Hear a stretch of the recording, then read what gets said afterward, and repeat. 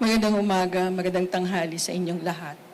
Ako po si Heidi Leose Mendoza. May asawa, ina ng 3 anak, taga-Tayabas, Quezon. Ako po ay nahirang na commissioner ng Commission on Audit at nahirang din po at napagkatiwalaan bilang Undersecretary General ng United Nations Internal Oversight Services. Marami na pong nagsabing lalabanan ang katiwalian. Marami na rin pong nagsabing minamahal ang bayan. Heto po ako, 27 taon ang kasaysayan ng pakikipaglaban ko sa katiwalian. Kayo po ang saksi. Ilang ulit po akong nalagay sa headline. Hindi lamang po ito pagsasalita. Ito po'y pagtayo. Ito ay pagtindig sa aking pinaniniwalaan at ipinaglalaban. Nung bumalik po ako sa New York noong 2018, nag-isip po ako ng paraan kung paano patuloy na mag-aambag. Naandun pong nag-paint ako, binenta ko yung painting ko, pambili ng laptop para sa mga batang walang laptop. Naandong nagpresenta akong magturo. Subalit, naisip ko po, ang lahat ng ito, ang lahat ng ating pinagkakapaguran para sa kinabukasan ng ating mamamayan, iisa lang po ang tugon. Labanan ng katiwalian. At ako, sa buong buhay ko, hindi lamang lumaban, tumaya at muntikan ng magbuwis ng buhay. Wala na po ako sigurong masabi. Wala po akong comms. Kaya ako'y baka makapagsalita ng mali. Wala pa rin po akong team. Ang lahat-lahat po ay inialay ko sa may kapal. Siya na po ang bahala dahil alam ko po, mahirap itong ating laban. Salamat po. Maraming salamat po, Ma'am Heidi. May tanong po ba sa media? Yeah, Ms. Sandra Aguinaldo from GMA 7, please. Ma'am Heidi. Ano po yung siguro gusto nyong baguhin sa budget process or yung mga practices na nakikita nyo ngayon sa ating national budget kung kayo po ay papalari no, na maupo sa Kongreso? Salamat, Sandra. Kung tayo ay papalaring maupo sa Kongreso, sa Senado, ano ho, ang una ko pong gagawin, ito ho ay personal at pinilit ko na hong simulan nung nakaraang taon pa. Alamin po at ituro ang tamang proseso sa taong bayan. Kasi ito po'y pera ng bayan. Sa pamamagitan po nito, bigyan diin ang mga sensitibong proseso ng budget. Kung saan wala pong impormasyon o walang transparency, ano ho, gaya ho ng budget ngayon, nakita natin. Yung isinomito po ng Presidente, malayong-malayo na po dun sa amount ng naaprubahan at naging GAA. Ano po?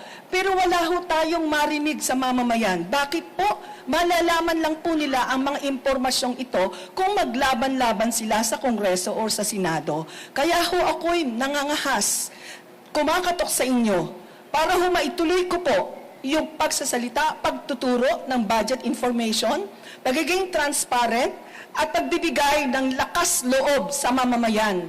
Ito po ang pagkakataong tumaya tayo. Pera ng bayan yan. Labanan natin ang katiwalian, bigyan natin ng tuldok ang pork barrel funds. Ang dami nilang nagsasabing wala ng pork barrel, pero ang daming ayuda at yan po ang ginagamit sa eleksyon. Tumakbo ako dito, wala akong pera dahil naniniwala ako sa aking tapat na hangarin.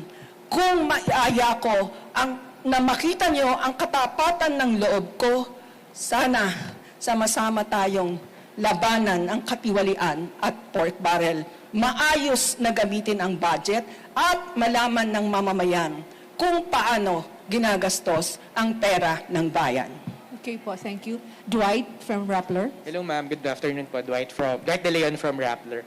Ma'am, is this a last-minute decision? When did you decide? And is there any specific news development ng pangyayari dito sa Pilipinas that triggered you to run for public office? Ito pong desisyon na ito, nabuo ko linggo ng umaga.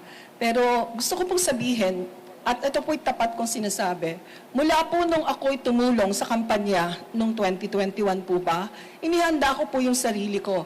Paano ako makakambag sa tunay na reforma, tunay na reform? At yun nga ho, nakita ko, na-surprise po ako, lumabas ang mga tao at sumali sa kampanya. Nung hinahanda ko po ang sarili ko, ang akin pong inisip, paano natin babariyahin ang mensahe para makatawid tayo sa mga dapat makaintindi. Ang latest hearing po sa Quadcom, tinanong ko po yung sarili ko, ano na ito? Hindi ko yata masikmura yung kawalan ng pag-asa. Pag ang titingnan ko ay ang mga kasalukuyang naglalakas loob, ay hindi pala naglalakas, talagang malakas ang loob na kumandidato. So sa sarili ko po, siguro kailangan nating lagyan ng tuldok. Yung mga sinasabing sila-sila na naman, o kaya yung sinasabing wala bang iba, o kaya ba yung sinasabing pera-pera lang yan, o yung sinasabing hindi ka mananalo.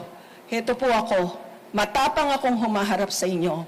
Ang mga pangyayaring naganap sa Kongreso at Senado, ang kawalan ng pag-asang paribang naghahari sa lahat ng mamamayang Pilipino, lalong-lalo na doon sa mga mamayang nangangarap ng pagbabago at katapatan sa paglilingkod bayan. Yun po ang nagtulak sa desisyon ko. Ma'am, if elected, how would you envision to put an end to the pork barrel, especially when the Congress is composed of people who might be in their best interests not to put an end to the pork barrel? Okay, Dwight. Ang tingin ko dyan, hindi naman yan mangyayari overnight. Magsisinungaling ako pag sinabi kong pagpasok ko tapos na yan. Ito po ay simula ng marami pang hakbangin. Kung mabigyan po natin ng lakas ang mga mamamayan, kung maaari po ninyong balikan, tayo po kasama ang komisyon ng COA ang nagsimula ng Citizens Participatory Audit. Ano po? Kung mapapalakas po natin ang kakayanan, kaalaban ng mamamayan, at sana po, sa pagtakbo kong ito na parang suntok sa buwan, maghari ang inspirasyon at lakas ng loob ng mamamayan. Kung mamamayan ay kasama natin upang sabihin, wakasan ng pork barrel. Naalala niyo po noon, yung pong nagkaroon ng pork barrel march, di po ba? Nung panahon ni President, siguro ho hindi malayo yun. Bagamat sinasabi ko pong mahaba pang hakbangin. At ngayong umaga, ang hakbangin yon ay sinisimulan ko. Iniimbita ko kayong samahan ako sa mga adhikain at sa mga dapat nating gawin upang tunay nating maalagaan ang pera ng bayan. Ang biro ko nga po, huwag niyo akong tingnan, huwag niyo akong kilalanin on my person,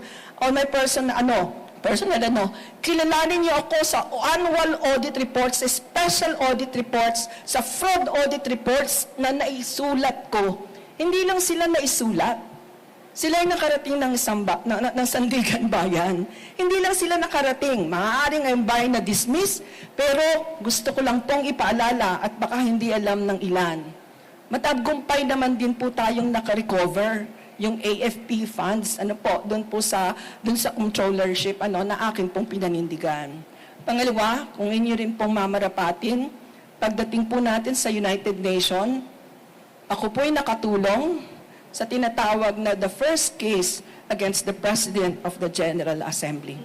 Hindi po ako kagalingan, isa lang po ang baon ko, tapang at matitinding pananampalataya sa Diyos at sa kapwa Pilipino dahil naniniwala po akong hindi lahat ay takot, hindi lahat ay hindi nagsasalita, hindi lahat ay nabibigo.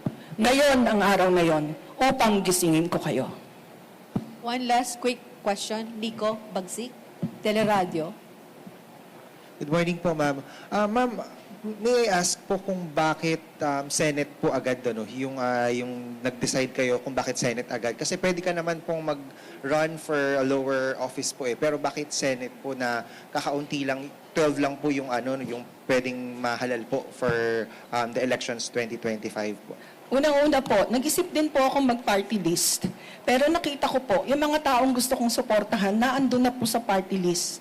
Kaya sumubok ko ako sa Senado dahil naniniwala po ako, ang aking karanasan, ang aking kakayahan, ang aking talambuhay, ang lahat ng ginawa kong pagtataya ay tumutukoy, konektado sa gawain sa Senado. Okay. You have 10 seconds? You have 24 seconds, ma'am. Sige, okay. 24 seconds is, microphone, please. Ma'am, good morning.